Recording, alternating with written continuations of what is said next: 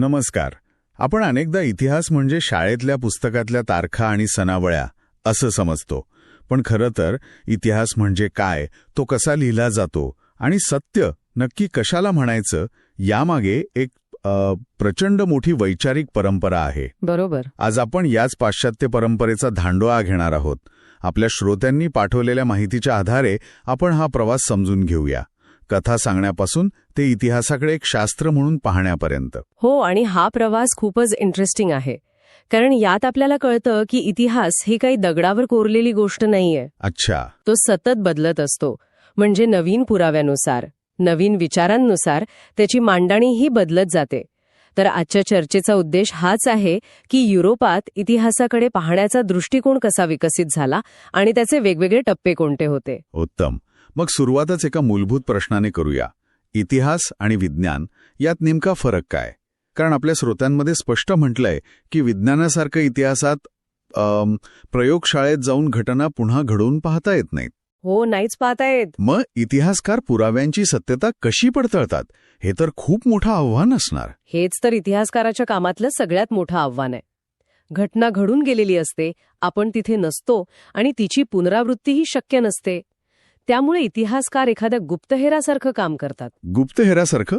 हे ऐकायला मजेशीर वाटतंय. म्हणजे कसं? म्हणजे बघा, ते थेट घटनेकडे नाहीतर मागे उरलेल्या पुराव्यांकडे म्हणजे सुगाव्यांकडे पाहतात. अच्छा, सुगावे. हो. समजा एखादं जुनं कागदपत्र सापडलं, तर सगळ्यात आधी भाषा आणि लिपी तज्ज्ञ ते वाचून काढतील. मग सुरू होतो खरा तपास. म्हणजे फॉरेन्सिक तपासणीसारखं काहीतरी? अगदी तसंच म्हणता येईल.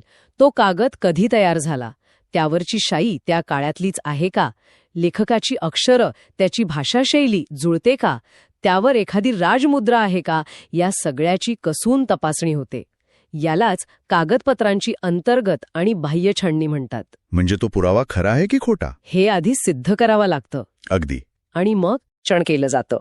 म्हणजे त्याच काळातल्या इतर स्रोतांमध्ये काय माहिती आहे याच्याशी ते ताळून पाहिलं जातं. बरोबर.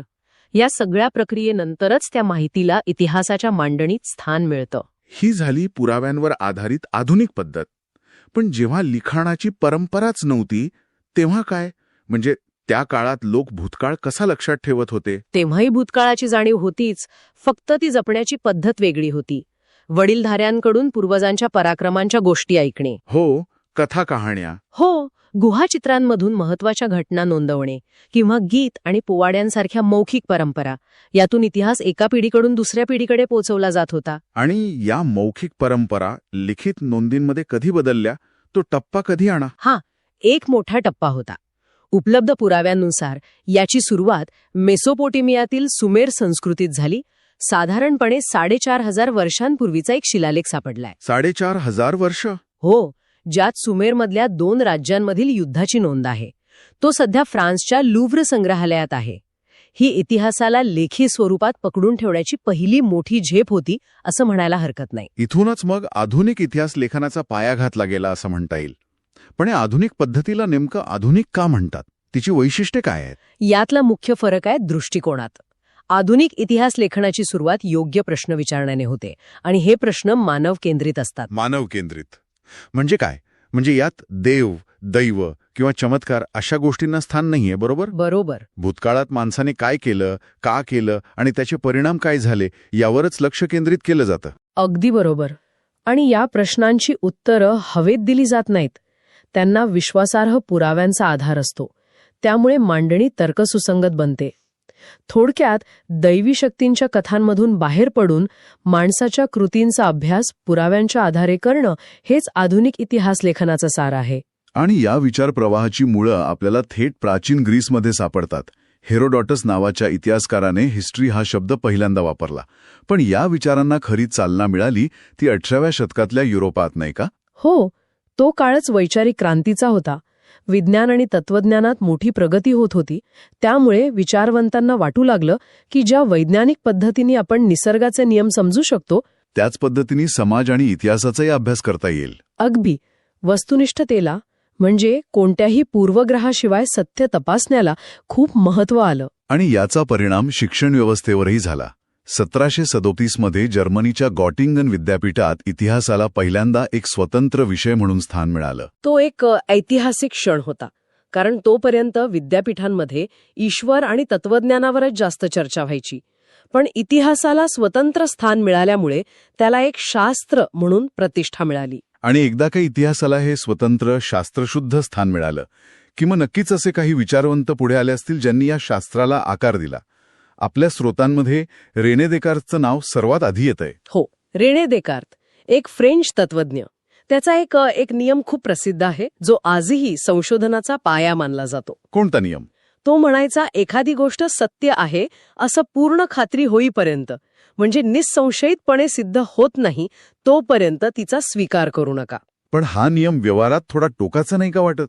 म्हणजे 100% खात्री होईपर्यंत काहीच स्वीकारायचं नाही. हो, आहेच. असं केलं तर इतिहासकाराला कधीच काही निष्कर्ष काढता येणार नाही. बरोबर आहे. त्याचा नियम टोकाचाच होता, पण त्यामागची भावना महत्वाची होती.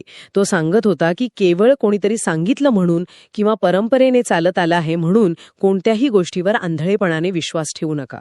प्रत्येक गोष्टीची, विशेषतः जुन्या कागदपत्रांची कसून चिकित्सा करा. म्हणजे देकार्तने पुरावा कसा तपासावा यावर भर दिला. पण यानंतर व्हॉल्टेअर येतो, जो विचारतो की आपण कोणाचा इतिहास लिहितोय. हा एक मोठा बदल होता, नाही का? खूप मोठा बदल. व्हॉल्टेअर म्हणाला की इतिहास म्हणजे फक्त राजा महाराजांची युद्ध आणि त्यांच्या वंशावळी नाहीत. तर मग काय आहे? इतिहासाची मांडणी करताना त्या काळातला समाज कसा होता, त्यांच्या परंपरा काय होत्या, व्यापार, शेती, अर्थव्यवस्था कशी होती, या सगळ्याचा विचार व्हायला हवा. म्हणूनच त्याला आधुनिक इतिहास लेखनाचं जनक म्हणतात. त्याने इतिहासाचा कॅमेरा राजवाड्यांवरून हटवून सामान्य माणसाच्या जीवनाकडे वळवला. अगदी.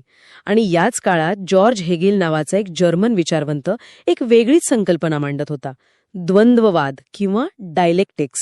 ही संकल्पना नेहमीच थोडी गुंतागुंतीची वाटते. सोप्या शब्दात सांगता येईल का? ही संकल्पना वाटते तेवढी अवघड नाही. समजा एक विचार आहे की विकासासाठी औद्योगिकरण महत्वाचं आहे. हा झाला सिद्धांत, म्हणजे थिसिस. ठीक आहे. मग त्याला छेद देणारा दुसरा विचार येतो की त्यामुळे पर्यावरणाचा नाश होतो. हा झाला प्रतिसिद्धांत, म्हणजे अँटिथेसिस. आणि या दोन्ही विचारांच्या संघर्षातून एक नवीन तिसरा विचार तयार होतो. बरोबर. या दोन्हीमधल्या चर्चेतून एक नवीन, अधिक प्रगत विचार जन्माला येतो. आपल्याला शाश्वत विकास हवा, जिथे उद्योगी चालतील आणि पर्यावरणाचं रक्षणही होईल. हा झाला समन्वय, म्हणजे सिंथेसिस. हेगेल म्हणतो, असाच विचारांच्या संघर्षातून इतिहास पुढे जात असतो. आणि त्याची मांडणीही सतत अधिक प्रगत होत जाते. इंटरेस्टिंग. हो. त्यामुळे नवीन पुराव्यानुसार इतिहासाची मांडणी बदलत जाणं स्वाभाविक आहे, असं त्यांनी सांगितलं. म्हणजे लिओपोल्ड वॉन रँके सारख्या इतिहासकारांनी देकार्तचाच विचार पुढे नेला. त्याचा सगळा भर मूळ कागदपत्रांवर होता, का? नाही, असं तो ठामपणे सांगायचा. पण मग येतो कार्ल मार्क्स आणि इथे इतिहासाकडे पाहण्याचा दृष्टिकोन पूर्णपणे बदलतो. हो, पूर्णपणे. तो म्हणतो की इतिहास कल्पनांचा नाही, तर जिवंत माणसांचा आहे. हो, मार्क्सने इतिहासाला थेट जमिनीवर आणलं. तो म्हणाला, माणसामाणसांतील नातेसंबंध हे त्यांच्या मूलभूत गरजा भागवण्याच्या साधनांवर अवलंबून असतात. म्हणजे उत्पादन साधनांवर. बरोबर. जमीन, कारखाने, भांडवल यांवर कोणाची मालकी आहे यावरून समाजाची रचना ठरते. आणि ही मालकी कधीच समान नसते. कधीच नाही. यामुळे समाजात दोन वर्ग तयार होतात. एक, ज्याच्याकडे उत्पादनाची सर्व साधनं आहेत, आणि दुसरा, जो केवळ श्रम विकून जगतो.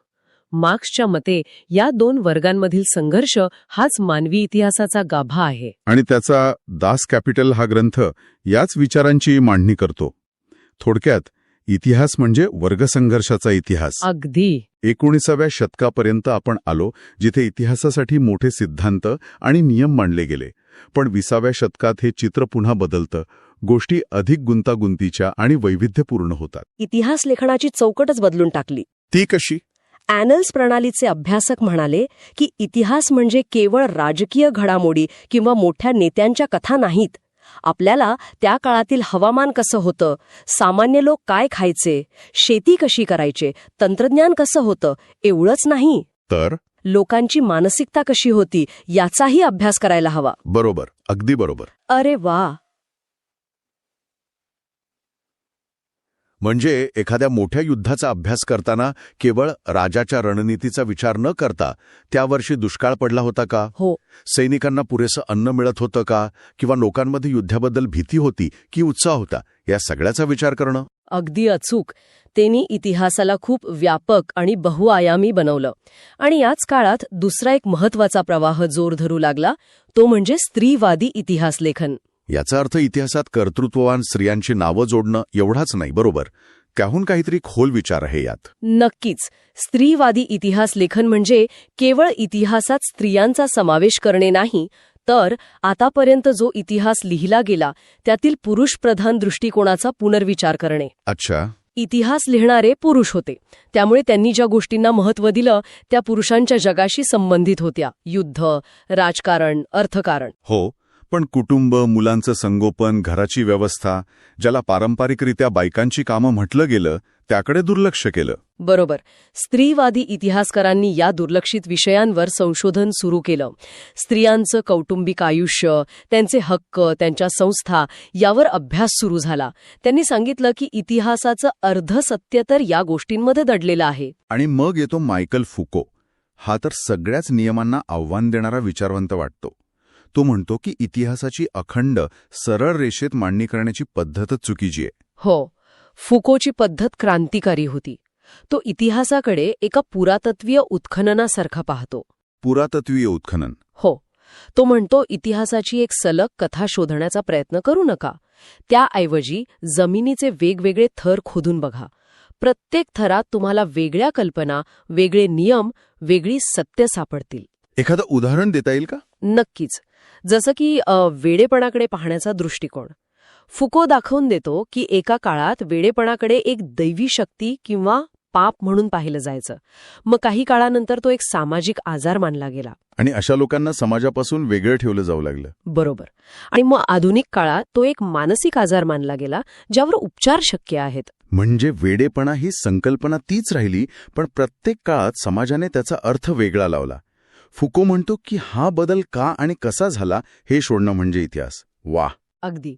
अंतिम सत्यापर्यंत पोहोचण्यापेक्षा भूतकाळात हे असे ज्ञानाचे आणि सत्तेचे बदल कसे झाले, स्थित्यांतरे कशी झाली, हे स्पष्ट करणे हे फुकोचे मते इतिहासाचे उद्दिष्ट आहे.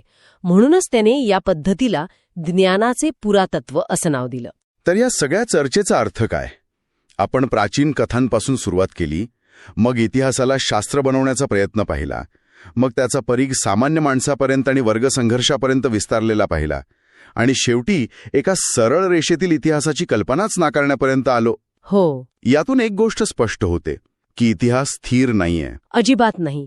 तो सतत विकसित होणारा आणि स्वतःवरच प्रश्नचिन्ह निर्माण करणारा ज्ञानशाखेचा प्रकार आहे. म्हणूनच आजच्या काळात इतिहास लेखनाची व्याप्ती प्रचंड वाढली आहे. म्हणजे आता केवळ देश, समाज यांचाच नाही, तर साहित्य, शिल्पकला, चित्रकला, संगीत, अगदी चित्रपट आणि दूरदर्शन यांसारख्या प्रत्येक गोष्टीचा स्वतंत्र इतिहास लिहिला जातोय. हे सगळं ऐकून एक विचार मनात येतोय. आपण पाहिलं की इतिहास कसा लिहिला जातो हे काळानुसार आणि विचारानुसार सतत बदलत गेलं. मग आज आपण जो इतिहास शिकतोय किंवा खरा मानतोय त्याकडे 100 वर्षानंतरचे इतिहासकार कसे पाहतील? हा खूप महत्वाचा प्रश्न आहे. ते कदाचित म्हणतील की आपण काही गोष्टींना गरजेपेक्षा जास्त महत्त्व दिलं आणि काही महत्वाच्या गोष्टींकडे पूर्णपणे दुर्लक्ष केलं. आणि आजच्या काळातल्या अशा कोणत्या गोष्टी असतील ज्या भविष्यातल्या इतिहासकारांना खूप महत्वाच्या वाटतील, पण ज्यांचा आपण आज साधा विचारही करत नाही? हा विचार करायला लावणारा प्रश्न आहे, नाही का?